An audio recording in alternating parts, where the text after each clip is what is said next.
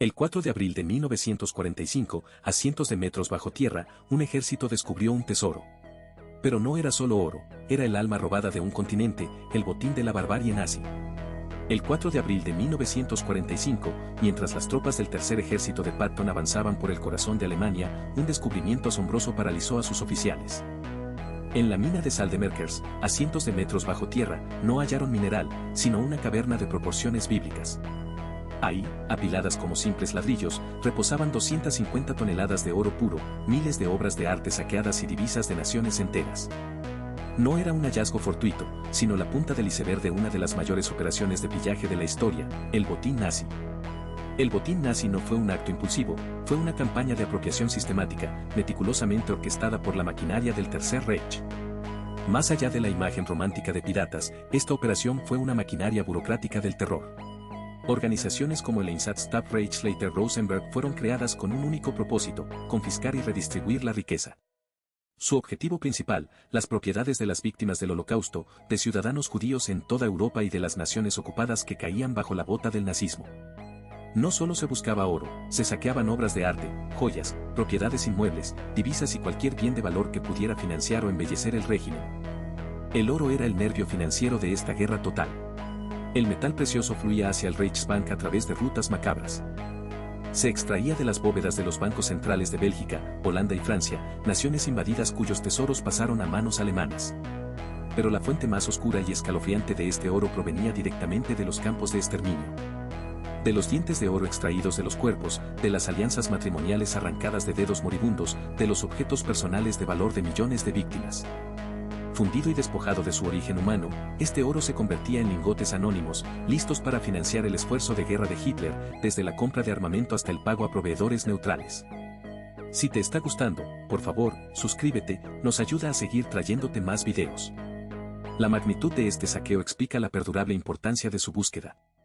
Los nazis emplearon minas de sal, como la ya mencionada Merkers o la mina de Altaussee, y ocultaron bienes robados en cuevas y lagos alpinos como Toplice y Stolpsee, transformándolos en depósitos improvisados para su botín. Tras la guerra, los esfuerzos de recuperación aliados, protagonizados por los famosos Mannesmann, iniciaron la ardua tarea de inventariar y, si era posible, restituir lo robado. Sin embargo, décadas después, la búsqueda continúa. La neutralidad suiza, tristemente, jugó un papel ambiguo y controvertido.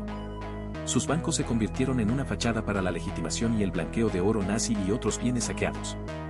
La controversia sobre las cuentas bancarias dormidas, depósitos no reclamados de víctimas del Holocausto y el informe Bergier posterior revelaron la complicidad financiera que permitió a este oro circular. Pero la historia del oro nazi va más allá del brillo del oro.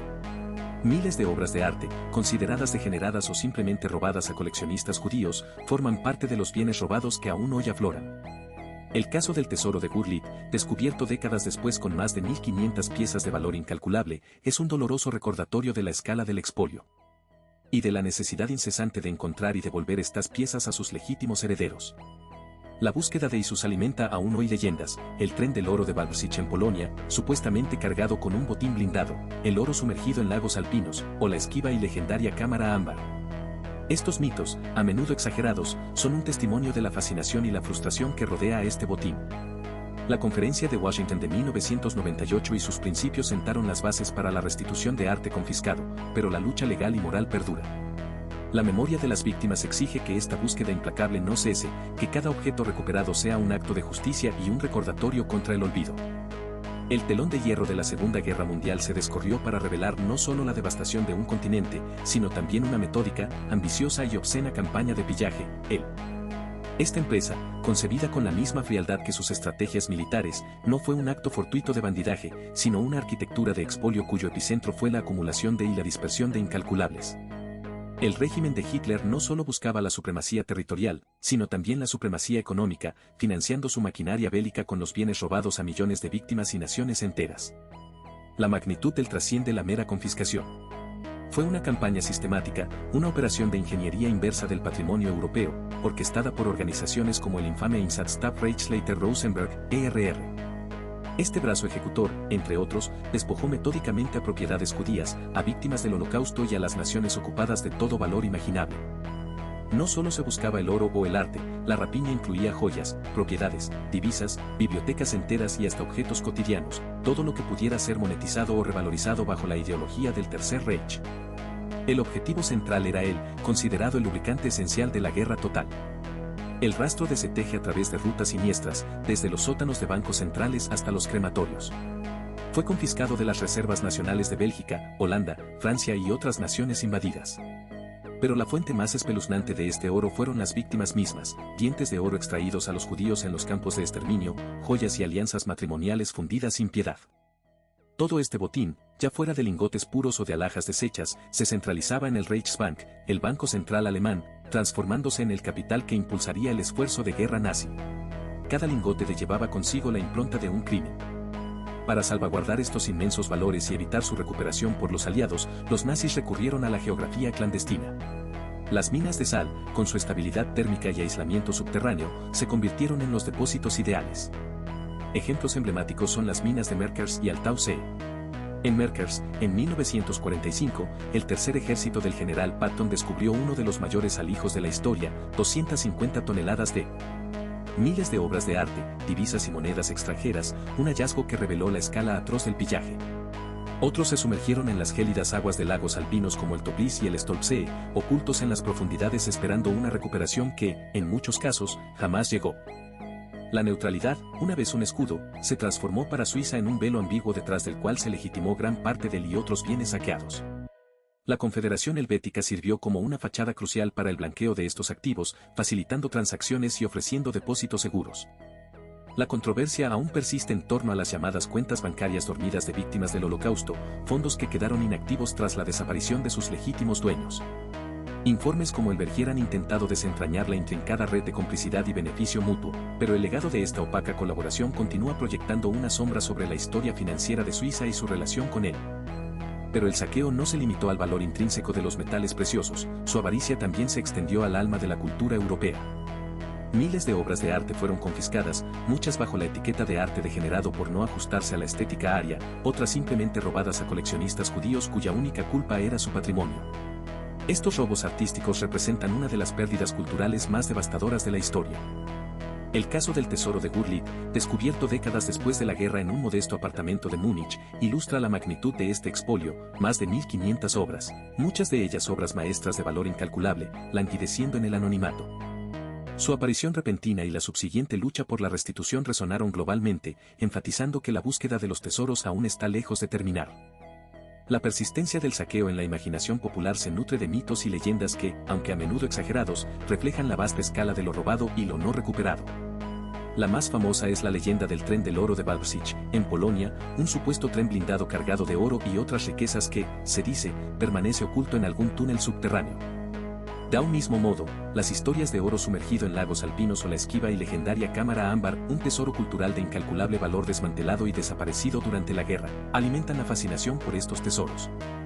Estos relatos, a pesar de su halo de ficción, son un eco de la realidad de un botín que se resiste a ser olvidado o encontrado en su totalidad. Los llamados Monuments-Men, un grupo de expertos en arte y conservación, desempeñaron un papel crucial en la identificación y salvaguardia de miles de obras de arte. Sin embargo, la complejidad del problema exigió una respuesta a nivel global. La Conferencia de Washington de 1998 y sus principios sentaron las bases para la restitución de arte confiscado, estableciendo directrices éticas y legales para la identificación y devolución de estas piezas a sus legítimos herederos. Este marco legal ha sido vital para guiar la búsqueda y la justicia en los años venideros. El saqueo ha dejado un impacto legal y moral duradero que trasciende las décadas. La lucha por la justicia para las víctimas del Holocausto y sus descendientes ha impulsado la evolución de leyes de restitución y ha ejercido una presión constante sobre gobiernos, museos e instituciones de todo el mundo. La necesidad de identificar y devolver los bienes robados no es solo una cuestión de propiedad, sino un imperativo ético para reparar, aunque sea simbólicamente, el daño inmenso infligido. Cada objeto recuperado, cada gramo de oro que encuentra su camino de regreso, es un acto de justicia y un recordatorio ineludible contra el olvido, manteniendo viva la memoria histórica y la búsqueda implacable de los tesoros. El eco de ese saqueo sigue resonando, exigiendo una resolución que honre a las víctimas y condene para siempre a los perpetradores. El cese de las hostilidades en 1945 no supuso el fin de esta historia, sino el inicio de su capítulo más complejo, la búsqueda y la restitución. Los aliados, con los célebres Monumentsmen a la cabeza, se lanzaron a una carrera contra el tiempo para localizar los vastos depósitos del saqueo. El descubrimiento en la mina de Merkers, con 250 toneladas de oro del Reichsbank, obras de arte y divisas, o las cámaras ocultas en Altau See, revelaron la magnitud de los robos y la sofisticación del expolio. Estos hallazgos tempranos fueron solo la punta de un iceberg colosal, un preludio a décadas de una búsqueda incesante. Pero la recuperación no era ni ha sido sencilla. La complejidad del saqueo nazi radicaba no solo en su volumen, sino en la fragmentación y el blanqueo sistemático. Aquí, la neutralidad suiza jugó un papel polémico. Aunque un baluarte de estabilidad, sus instituciones financieras se convirtieron, a menudo, en destinos para oro nazi y otros bienes robados. La controversia sobre los bancos dormidos, cuentas de víctimas del Holocausto no reclamadas y el informe Bergier, que destapó la participación de Suiza en el blanqueo de fondos y activos nazis, son un testimonio de cómo este legado moral y financiero se extiende mucho más allá del conflicto inmediato. La lucha por acceder a estos activos ha sido un pilar en la búsqueda de justicia, evidenciando la dificultad de desenmascarar las capas de un crimen financiero que se disfrazó bajo la legalidad. El legado del saqueo nazi no se limita a lingotes o divisas, abarca una inmensa colección de arte y propiedades en forma de arte, manuscritos, joyas y propiedades. Miles de obras de arte, confiscadas bajo la etiqueta de arte degenerado o robadas directamente a coleccionistas judíos, continúan desaparecidas. El caso del tesoro de Gurlitt, descubierto décadas después de la guerra y que reveló más de 1.200 piezas de incalculable valor, es un recordatorio impactante de que el expolio sigue vivo y oculto, resurgiendo en los lugares más inesperados. Este hallazgo reavivó la llama de la búsqueda y la necesidad urgente de identificar a sus legítimos dueños. La Conferencia de Washington de 1998 y sus principios de Washington representaron un hito en los esfuerzos de restitución, estableciendo un marco ético y práctico para el retorno de las obras de arte confiscadas. Sin embargo, la batalla legal y moral continúa. Gobiernos, museos e instituciones de todo el mundo enfrentan una presión constante para investigar las procedencias de sus colecciones y para abordar las reclamaciones de las familias. Este imperativo moral trasciende la mera propiedad, es un acto de reparación histórica, una forma de honrar a las víctimas y de negar la victoria final a los perpetradores del saqueo nazi. ¿Por qué se recuerda con tanta vehemencia la búsqueda del oro nazi y los tesoros robados? Más allá de los mitos populares, como el tren del oro de Baruch o la elusiva cámara ámbar, leyendas que mantienen viva la fascinación popular por lo oculto y lo inalcanzable, la verdadera razón reside en su profundo impacto ético y moral. La persistencia de esta búsqueda no es solo por el valor material de lo perdido, sino por lo que representa, la memoria viva de un genocidio, la incansable lucha contra el olvido y el recordatorio de las atrocidades que puede cometer la humanidad. Cada objeto recuperado, cada gramo de oro que encuentra su camino de regreso, es un acto de justicia y un eco resonante contra el silencio y la negación. El saqueo nazi es un legado que exige una resolución que honre a las víctimas y condene para siempre a los perpetradores, manteniendo viva una memoria histórica que se niega a desaparecer, un grito silencioso que sigue resonando a través del tiempo. Es una búsqueda implacable no solo de tesoros, sino de verdad y de redención. Si te ha gustado, suscríbete para más historias increíbles. Nos ayuda mucho a seguir creciendo.